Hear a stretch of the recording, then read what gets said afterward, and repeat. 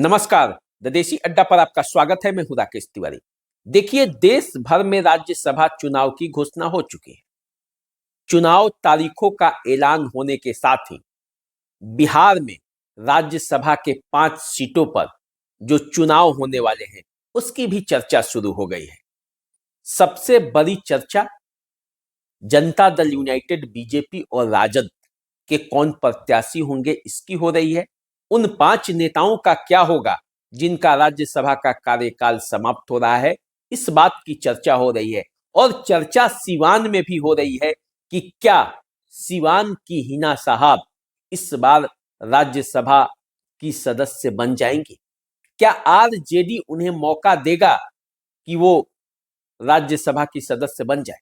हालांकि आरजेडी की जो राजनीतिक शक्ति है, जो विधायकों की संख्या है, वो इस बार संकेत नहीं दे रहा है कि आरजेडी अपना कोई सीट निकाल पाएगा।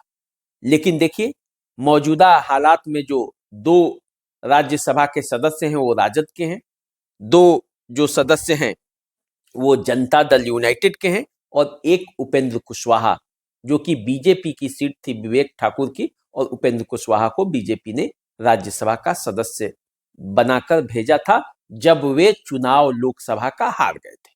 तो देखिए, सबसे पहले चुनाव के तारीख के बारे में जान लेते हैं। 25 फरवरी से लेकर 6 मार्च तक राज्यसभा के सदस्यों के लिए नामांकन पत्र भरे जाएंगे। 16 मार्च को मतदान होगा। आप जानते हैं कि 9 अप्रैल 2026 को 5 राज्यसभा के सदस्यों का जो है वो कार्यकाल समाप्त हो रहा है, जो बिहार से चुने गए हैं। इन सदस्यों में अमरेंद्र धारी सिंह आरजेडी से हैं, प्रेमचंद गुप्ता आरजेडी के हैं, रामनाथ ठाकुर जो कि मंत्री भी हैं केंद्र सरकार में, वो जनता दल यूनाइटेड से हैं, उपेंद्र कुशवाहा जो कि आरएलएम के सर्वे सर्वा हैं वो हैं, और हरिवंश नारायण सिंह जो कि राज्यसभा के उपसभापति भी हैं और जनता दल यूनाइटेड से वो राज्यसभा के सदस्य हैं। तो इन 5 का जो है कार्यकाल 9 अप्रैल 2026 को समाप्त हो रहा है। अब उससे पहले 16 मार्च को मतदान हो जाएगा, उसके बाद पता चलेगा कि कौन जो है वो राज्यसभा में गया या कोई निर्विरोध ही जा रहा है। ये सब कुछ आपको पता जल्द चलेगा। लेकिन इसके बीच सिवान में चर्चा हो रही है, इसके बीच पटना में चर्चा हो रही है, और देश भर में 37 सीटों पर राज्यसभा के चुनाव होने हैं। तो उन राज्यों में चर्चा हो रही है। लेकिन इस चर्चा के बीच हम आपको लेकर चलते हैं सिवान, जहां मरहूम मोहम्मद शहाबुद्दीन की पत्नी हिना साहब के राज्यसभा सदस्य बनने की भी चर्चा हो रही है। कहा जा रहा है कि इस बार आरजेडी उनको मौका दे सकती है। मौका देगी तो क्यों देगी? देखिए, इसलिए देगी क्योंकि विधायकों की संख्या उसके पास 25 है, और जो भी राज्यसभा के सदस्य बनेंगे उनको अपनी राजनीतिक ताकत भी दिखानी पड़ेगी। यानी कि और विधायकों को जोड़ने में उनकी भूमिका भी प्रमुख होनी चाहिए, तभी आरजेडी अपने किसी कैंडिडेट को जिता सकता है। मौजूदा दौर में जो अमरेंद्र धारी सिंह हैं, प्रेमचंद गुप्ता हैं, रामनाथ ठाकुर है, उपेंद्र कुशवाहा है और हरिवंश नारायण सिंह हैं, इन सबको लेकर तरह तरह की चर्चाएं हो रही है। रिपीट करेंगे, नहीं करेंगे, क्या करेंगे, ये चर्चा हो रही है। और इस बीच हिना साहब की भी चर्चा है, क्योंकि आरजेडी के पास 25 विधायक है, कांग्रेस के पास 6 विधायक है, लेफ्ट के पास 3 विधायक है, आईआईपी जो है उसके पास 1 विधायक है, एआईएमआईएम के पास 5 विधायक है, बीएसपी के पास 1 विधायक है।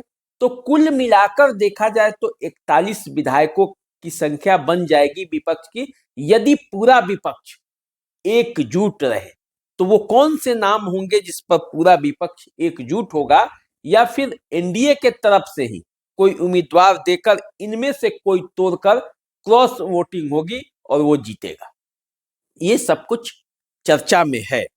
तो देखिए, आज मैं आपको जो चर्चा में सबसे पहले जो बातें होंगी वो बीजेपी और जनता दल यूनाइटेड के लिए पहले शुरुआत करते हैं।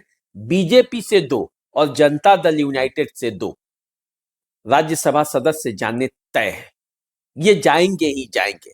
अब बीजेपी से जिस नाम की सबसे ज्यादा चर्चा पहले भी हो रही थी, अभी भी हो रही है, उस व्यक्ति का नाम है पवन सिंह। पवन सिंह को लेकर मनोज तिवारी भी कह चुके हैं कि सब कुछ पवन सिंह के लिए पार्टी ने सोच कर के रखा है।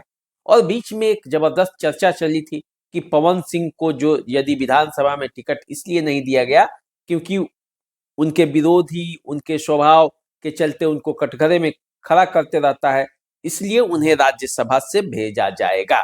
अब देखिए क्या होता है अंतिम दौर में बीजेपी को लेकर। तो आप जानते ही हैं कि बीजेपी के बारे में किसी को अनुमान लगाना बड़ा कठिन है कि ऐन वक्त पे वो क्या करेगी। नितिन नवीन को लेकर भी चर्चा थी, जो कि अभी राष्ट्रीय अध्यक्ष बीजेपी के हैं, तो उनको लेकर चर्चा थी कि वो केंद्र की राजनीति में जाएंगे क्योंकि वो अध्यक्ष बन गए हैं, तो उन्हें केंद्रीय राजनीति में जोड़ा जाएगा। लेकिन अब जो खबरें आ रही हैं उसके हिसाब से नितिन नवीन को राज्यसभा का मेंबर नहीं बनना है।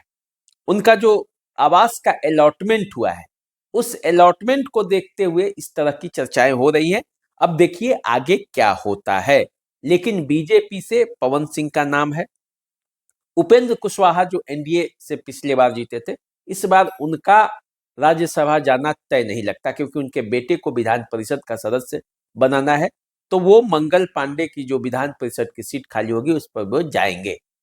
उनकी पत्नी भी विधायक है, तो ऐसे में उपेंद्र कुशवाहा के पास विधायकों की पूरी संख्या भी नहीं है। तो ऐसे में उपेंद्र कुशवाहा का राज्यसभा जाना, उनका सेवा जो है वो समाप्त हो सकता है। रामनाथ ठाकुर और हरिवंश नारायण सिंह, इनको लेकर चर्चा है क्योंकि आज तक जनता दल यूनाइटेड 2 बार के बाद किसी को राज्यसभा भेजी नहीं है। लेकिन दोनों महत्वपूर्ण पदों पर है, एक केंद्रीय मंत्री है और दूसरे जो है वो राज्यसभा के उपसभापति है। तो क्या, और दोनों का संबंध जो है वो नीतीश कुमार से बहुत बेहतर है। तो क्या नीतीश कुमार अपने ही क्राइटेरिया को तोड़ेंगे इस बार और दोनों को भेजेंगे, ये भी देखना होगा। अमरेंद्रधारी सिंह और प्रेमचंद गुप्ता, इन दोनों का इस बार राज्यसभा जाना मुश्किल लग रहा है क्योंकि राजद के पास वो राजनीतिक शक्ति नहीं है कि वो सीधे अपने मन मर्जी के हिसाब से भेज दे। बहुत कुछ गुना गणित करना पड़ेगा। ऐसे में एलजेपी के बारे में भी चर्चा है कि उसके पास 19 विधायक है। वो अन्य विधायकों का यदि जुगाड़ कर लेगा तो एलजेपी भी अपने उम्मीदवार को भेज सकता है। तो बीजेपी और जनता दल यूनाइटेड के बाकी बचे विधायकों का सपोर्ट भी उन्हें मिल सकता है। इस तरह की भी चर्चाएं हैं। तो देखिए इन सब चर्चाओं के बीच सीवान में यह चर्चा है कि क्या इस बार हिना साहब को आरजेडी आगे करेगी और हिना साहब खुद चाहेंगी कि वो राज्यसभा जाएं, क्योंकि जब जब राज्यसभा का चुनाव होता है तो ये चर्चा जोर पकड़ लेती है कि हिना साहब को राज्यसभा भेजा जाना चाहिए। उनके समर्थक ये जोर लगाते हैं, आवाजें बुलंद होती है, लेकिन हर बार उनको निराश होना पड़ा है। आरजेडी ने दूसरे को मौका दिया है। अब वो कारण चाहे जो रहे हो, खुद हिना साहब नहीं जाना चाह रही हो वो कारण रहा हो, या आरजेडी उन्हें नहीं भेजना चाह रही हो कारण ये रहा हो, लेकिन इस बार भी इस तरह की चर्चा हो रही है कि हिना साहब को मौका आरजेडी दे सकती है और अन्य विधायक भी उनके नाम पर एकजुट हो सकते हैं। इस तरह की बातें उनके समर्थक कर रहे हैं। लेकिन अब देखिए राजनीति में तो ऐन मौके पर क्या होता है कुछ पता नहीं चलता। कुल मिलाकर राज्यसभा के लिए राजनीतिक सरगर्मी तेज है। चुनाव की घोषणा के बाद अब बिहार में इस चुनाव को लेकर राजनीतिक तापमान बढ़ेगा और अपने अपने दलों के नेताओं को लॉबिंग भी होगी, किसे जाना है किसे नहीं जाना है। तो अब ये पूरा मामला चलेगा। तो आप हमारे साथ बने रहिए, हम आपको इस चुनाव से जुड़ी हुई जानकारी भी देते रहेंगे। हमारे साथ बने रहिए, देखते रहिए द देसी अड्डा। चैनल को सब्सक्राइब कर लीजिए, यदि फेसबुक पर देख रहे हैं तो फॉलो कर लीजिए। नमस्कार।